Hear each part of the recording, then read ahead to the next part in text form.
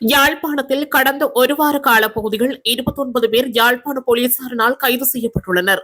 கடந்த 14ஆம் தேதி முதல் 20ஆம் தேதி வரையில் போலீசார் மேற்கொண்ட விசேட நடவடிக்கையின் போது 45 போத்தல் கசிப்பு காய்ச்சுவதற்கு பயன்படுத்தப்பட்ட உபகரணங்கள், 90 லிட்டர் கோடா, சாராயம் மற்றும் போதைப் பொருட்கள் என்பவற்றை உடமையில் வைத்திருந்த குற்றச்சாட்டுகளின் கீழ் அவர்கள் கைது செய்யப்பட்டிருந்தனர்.